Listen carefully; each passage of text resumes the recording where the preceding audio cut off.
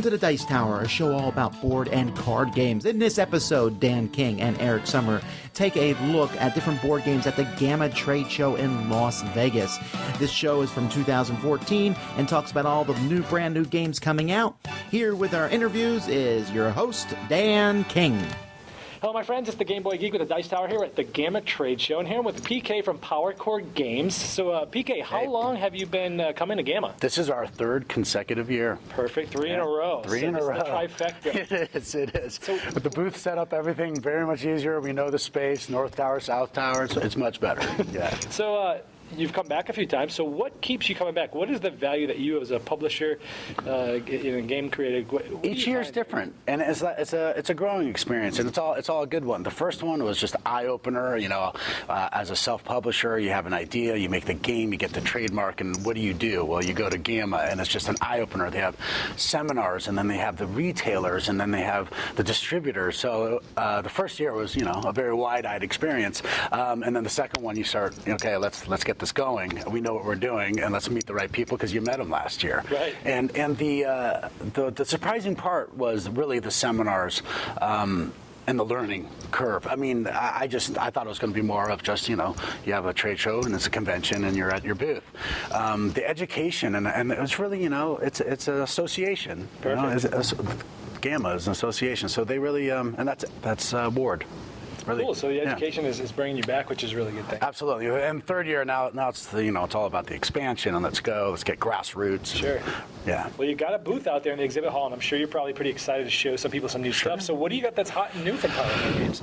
Well, what we want to do first and foremost is really get the grassroots going, because we go to so many conventions. I think it was like 7 in 1 year, and we only can go so far. So what we want is to have the people that are out there that are playing Power and want to play Power. We call it the Power Field Agency. Yeah. And it's, you have the private and corporal, and as you do more, you get more stuff, you get more bennies, and you get a bigger group going.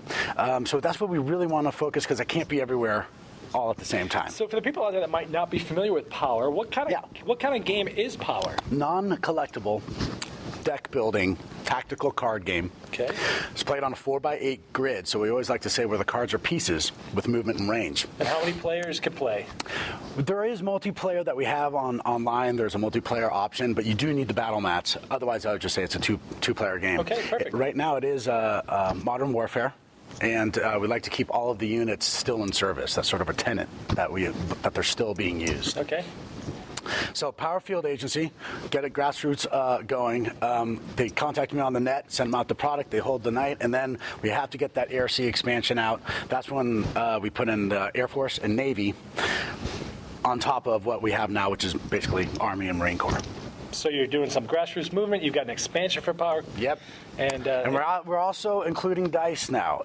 See, when it's Power, packs of war, each rank. Again, we try to get that sort of, it's almost like an RPG element that you go from private to corporal all the way up into officers' ranks. And we can sort of change the rule set a little bit and tweak it. So now we're going to have a line of Marine Corps that are using dice, because we can do the math in it. So there's times that you can play without the dice if it's, you're going out and you don't have the dice with you, and it's a different type of play. It's almost more forward thinking versus the luck based, like, oh man, I got it, and I took the risk and I won that battle. So we like to, it's a hybrid, so we really like to please everyone and their different type of gaming. Cool. Yeah. And what's your website that they can find out more about this? PowerTheGame.com. PowerTheGame.com. PK, thank you so much for joining us. Thank you.